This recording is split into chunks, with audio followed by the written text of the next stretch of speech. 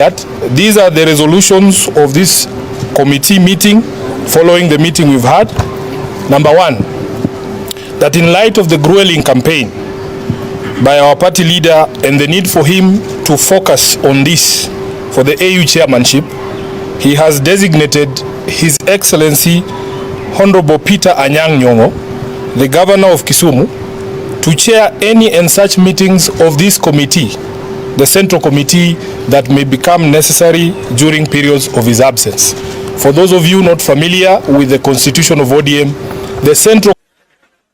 Na aliniambia hii mzee wachia mimi. Siku alikuwa anataka kwenda EU, nikamuuliza agenda yako na hii mzee ni gani? Anasema acha hii mzee nitapanga yeye. So wewe Bwana Tinga, you are listening to people who have experience with that man. Sababu wewe ni mzee wetu na uliumia, we want to give you a small tip. Huyo mtu. Now, ladies and gentlemen, I dare say that the fall and the collapse of the ODM party is imminent. As of right now, you all have seen moves being pulled by the broad-based government supporters from the ODM party who are suggesting that Oburu Odinga should be installed fully as the party leader of ODM to take up the role of Raila Odinga. Now, there is one thing you don't know. Raila Odinga, even before his death, as you have heard several, even the MPs within ODM and leaders within ODM party speaking about Raila, they say that Raila Odinga seemed to have even revealed to them that he might not be there for so long to continue uniting the Luo nation and the ODM party. And that is why Raila Odinga had put in place a system that will actually work for the ODM party if anything was to happen to him. Raila Odinga had even gone ahead to reveal the leaders that he himself wanted to take up the party ODM if he is not there. And those leaders are not anywhere near Oburu Odinga. Oburu Odinga was out of the picture. You know, I dare tell you that the reason Raila Odinga put a system in place is so that the ODM party would not collapse the way Ford Kenya party collapsed after the death of his father, that is Jaramogi Oginga Odinga. Jaramogi Oginga Odinga refused to hand over the ODM party to Raila Odinga in 1992 when Raila Odinga called for his father to retire from active politics and to hand over the party to him, where even a scuffle unfolded between Raila Odinga and his father, Jaramogi Oginga Odinga. And that is where you always hear that Jaramogi Oginga Odinga called out his son after Raila Odinga showed up at a function that was led by Jaramogi Oginga Odinga, a Ford Kenya function, where he said that time was over for the old leaders to hand over the party leadership to the young generation. Now, Raila Odinga, knowing that his time was near, he had put a system in place. And that system had revealed itself even earlier this year, but now you people are assuming it. And I tell you, Oburu Odinga is not somebody that should be given the mantle to lead ODM party, because Oburu Odinga is not like Raila Odinga. That is why you always hear, Raila Odinga overshadowed his elder brother Oburu Odinga. Remember, in an interview in the year 1992, when Jaramogi Oginga Odinga was having differences with his son Raila Odinga, while he was being interviewed, Oburu was asked a question by a journalist.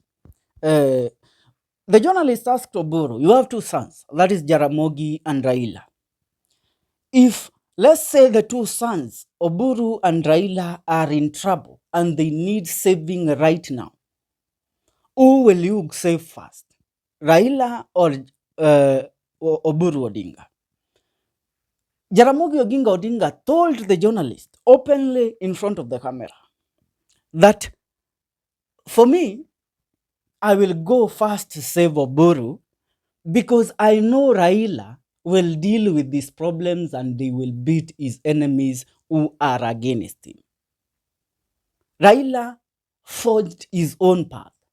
Raila became who he became, not because of even his family name.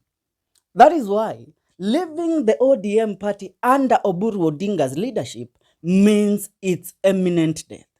Oburu had revealed, even from before Raila's death, that his alliances and his dedication is to serve the President William Ruto, not to serve ODM. His way of politics is to give credit to those that benefit him. And that is why Raila never appointed him as the party leader if anything happens to him. Raila had picked, remember when Raila was going for the AU chairmanship position, he had picked the governor of Kisumu County, Professor Anyang' Nyong'o, to take up the leadership of ODM as the interim party leader. And ODM party flourished during that time, and it continued to remain stable under the leadership of the then interim party leader, Professor Anyang' Nyong'o. Another person that Raila Amolo Odinga had put in place to take up the leadership of ODM party is none other than Senior Counsel James Orengo. Orengo and Raila Amolo Odinga were best of friends. And that is why, even after a lot was said, when Orengo disagreed with Raila Amolo Odinga in joining the broad-based government, Raila did not call out James Orengo, did not abuse James Orengo. Instead, Raila stood in public and said, Orengo is entitled to make any comment that he feels he can make, because it's his choice and he is a person of right mind. And that is why, even during the signing of the Raila Amolo Odinga broad-based agreement with William Ruto, you never saw James Orengo there.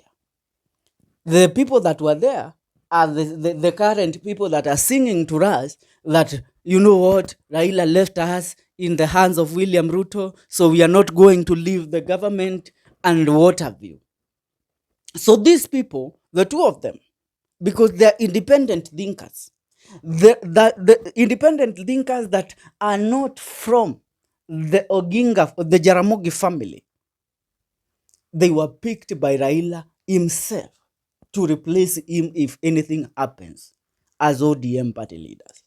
But now, William Ruto realizing that these people don't subscribe to his ideologies, after the death of Raila Amolo Odinga, he forced these people to take up the role. He pushed an agenda within his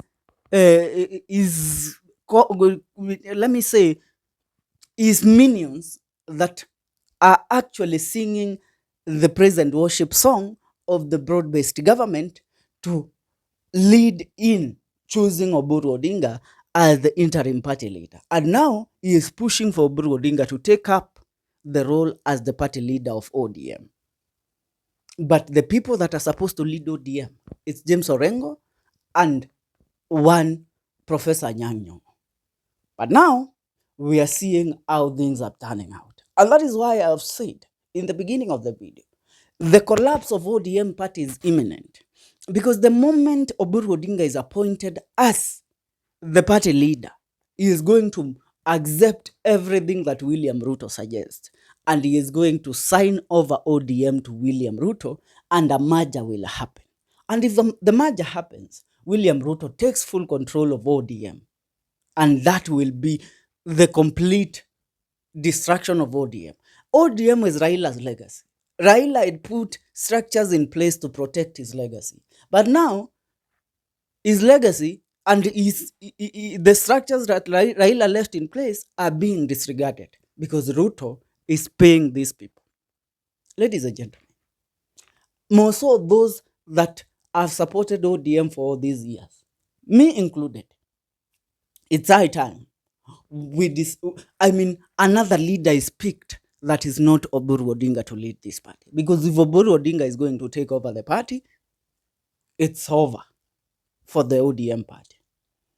Ladies and gentlemen, leave a comment on the comment section on what you think. See you in our next video. This is the Kenyan Daily Report. Make sure you subscribe.